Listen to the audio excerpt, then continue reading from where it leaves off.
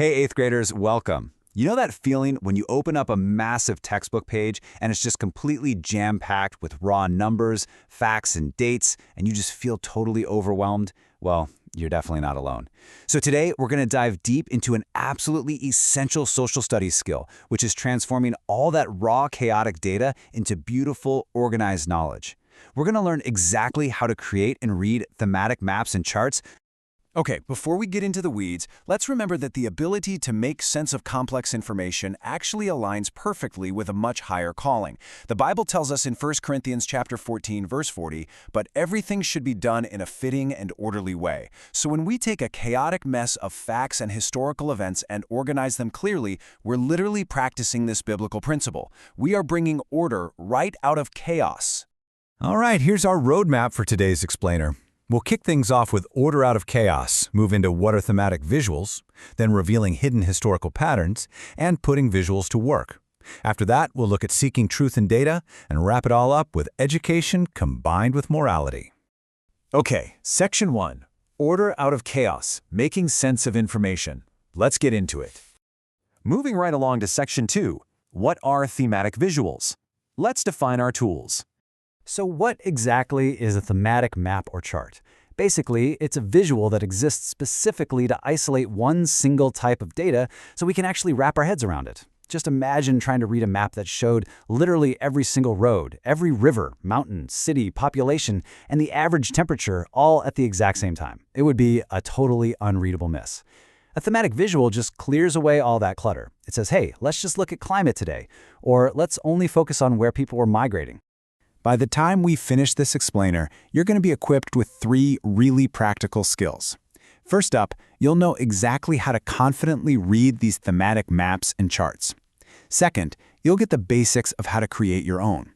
And third, you'll know how to use these visuals to explain some pretty complex historical events to other people. All right, Section 3, revealing hidden historical patterns. This is the big why. Now, you might be wondering, why go through all the trouble to make these visuals when we could just, write everything down in a paragraph? Well, this right here brilliantly illustrates why. Look over at the left side of your screen. Ouch, right? Trying to spot a historical trend in a giant block of text and numbers is just frustrating. It takes a ton of mental energy. But then look at the right side. When you convert that exact same data into a clean, colorful visual, those hidden patterns just instantly pop. The trends become super obvious without you having to struggle at all. And listen, making information easier to understand isn't just about, passing your next test. These visuals are incredibly powerful tools for the real world.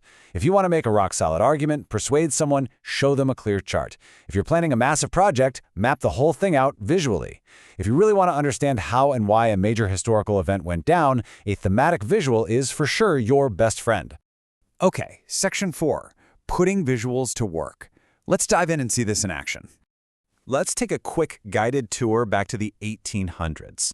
Imagine trying to explain how people moved westward using nothing but words. It'd be pretty tedious, but mapping out those migration routes over the decades, early, mid, and late 1800s, reveals exactly how things shifted. You can literally trace the lines across the country and instantly see the massive impact that new transportation, like canals and trails, had on America's expansion. Next up, let's check out a thematic chart. If we look at immigration numbers by year right here, we don't have to sift through pages of dry statistics. The bars do all the talking for us. We can instantly spot the peaks, the years when immigration totally surged, and the declines across different decades. You're basically seeing the story of history at a single glance. But here's where it gets really, really cool. What happens when we put them together? When we combine a map showing railroad expansion routes with a data chart showing the population growth in the cities connected by those exact railroads, we get this much richer, fuller picture of history. We aren't just seeing that railroads were built, we're seeing the direct result of them, booming populations in those connected towns. It's like putting puzzle pieces together. So, let's lock in those key insights. Number 1, thematic visuals work because they focus on one specific type of data at a time.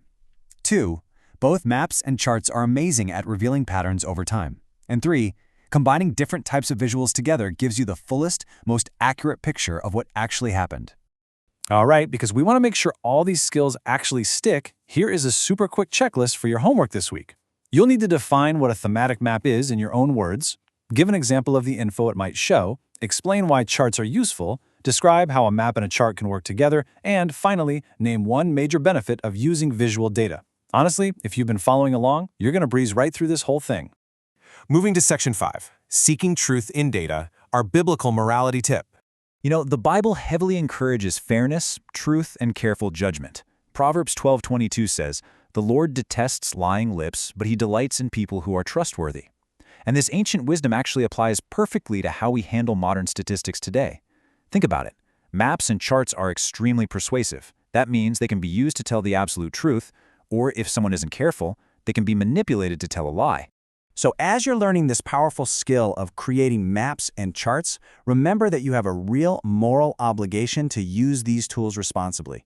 You've got to strive to present an honest and accurate picture.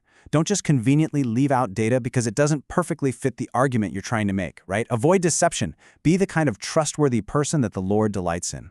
And finally, Section 6, Education Combined with Morality. Let's look at the Hero Smart philosophy. This philosophy is the whole reason we learn these skills within the Hero Smart Academy Godly Learners series. We purposefully intertwine biblical morality with education in every single lesson.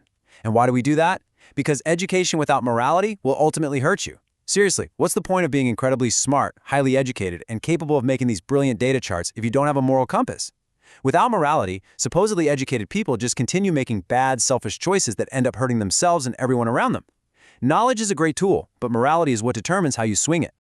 Check out Romans chapter 8, verses 6 and 7. It holds this incredible promise. Peace of mind to everyone who keeps their mind spiritual. And this isn't just some nice theory. It's something we experience daily at the Academy. When you combine sharp, practical educational skills with a spiritual, morally grounded mindset, the result is genuine peace. So, as we wrap up this explainer, I want to leave you with one final provocative question to think about while you tackle your homework. You now know exactly how to bring order out of chaos using thematic visuals. You have these amazing tools ready to go. So, will you use your organized education to spread truth and build peace in a chaotic world?